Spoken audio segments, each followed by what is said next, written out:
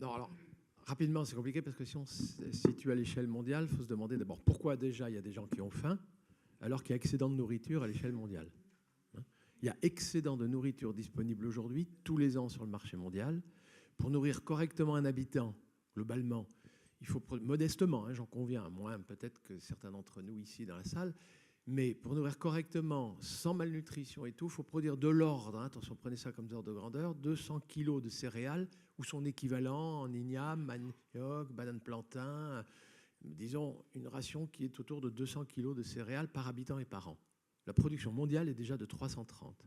Donc s'il y a des gens qui ont faim, y compris au Niger, y compris au Mali, y compris au Centrafrique aujourd'hui, c'est pas qu'on manque de nourriture à l'échelle mondiale, c'est que les gens sont trop pauvres. C'est vrai des gens qui fréquentent les restaurants du cœur chez nous, hein, ceci étant, c'est pas parce que la France ne produit pas assez qu'il y a des gens qui ont faim en France.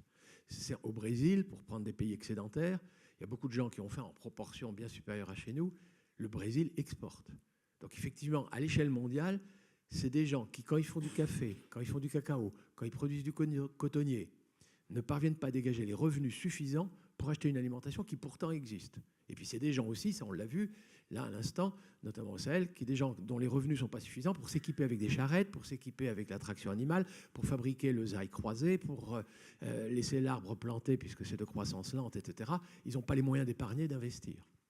Alors qu'est-ce qu'on fait des 130 kilos excédentaires? Ça va, il y a des zones dans le monde, il y a des gens qui achètent cette nourriture qui existe, qui échappe aux pauvres, et ils l'achètent pour la jeter à la poubelle. Ça s'appelle le gaspillage, ça se situe plutôt en France et ailleurs. Il y a des gens aussi dont le pouvoir d'achat est suffisant pour acheter de l'alimentation qui échappe aux animaux, je pense en particulier au Brésil,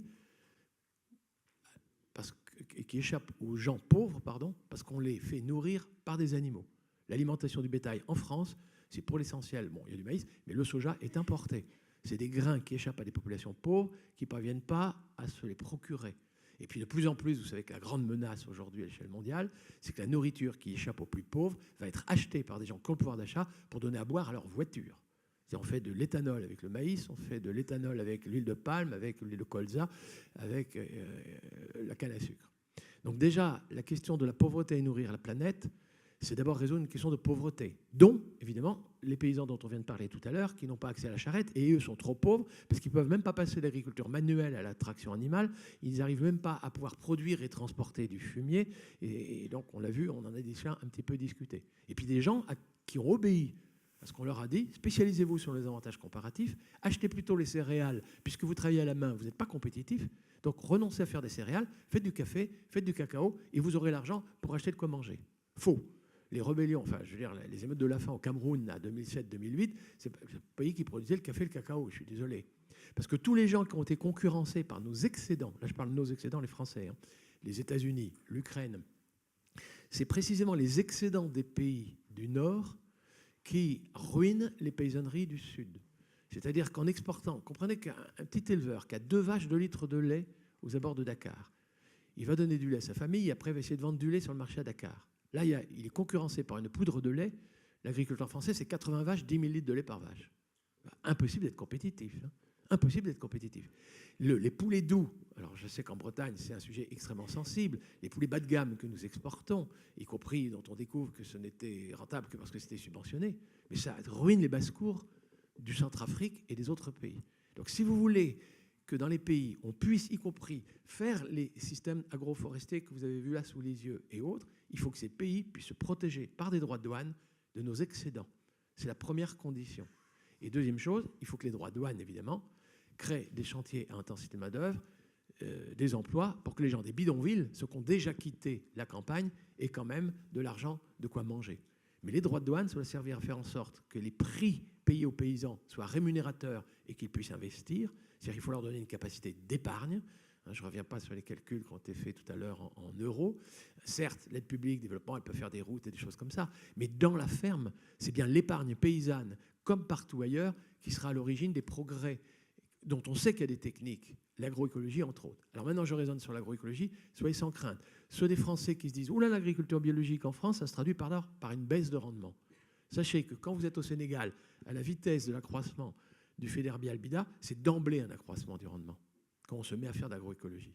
Oui, l'agriculture qui fait un usage intensif des rayons du soleil, de l'oxyde de carbone, de l'azote de l'air, qui utilise les champignons, là, les fameux mycorhiziens, on a des jargons, effectivement, c'est peut-être un peu compliqué, mais ces champignons qui rentrent, qui solubilisent les éléments minéraux et dont le phosphore du sous-sol, ça va être une agriculture moderne, elle va être bio, c'est de l'agroécologie, et ça va permettre d'accroître les rendements, mais à la condition que les agriculteurs là-bas aient la capacité d'épargner pour mettre en œuvre ces systèmes qui existent. Donc c'est une des conditions. Moi, je pense qu'il y a deux grandes conditions pour que les gens sortent de la faim. C'est la question du foncier, dont on a parlé un peu, et c'est hyper compliqué, parce que le droit de propriété, c'est peut-être pas ça non plus qu'il faut faire. Quand la Banque mondiale a proposé le droit de propriété en Côte d'Ivoire, c'était l'évoitérisation, c'était la guerre civile. Donc faisons très gaffe à... Il ne faut surtout pas transposer là-bas ni des techniques d'ici, ni des modes d'organisation d'ici. Il nous faut être hyper prudent.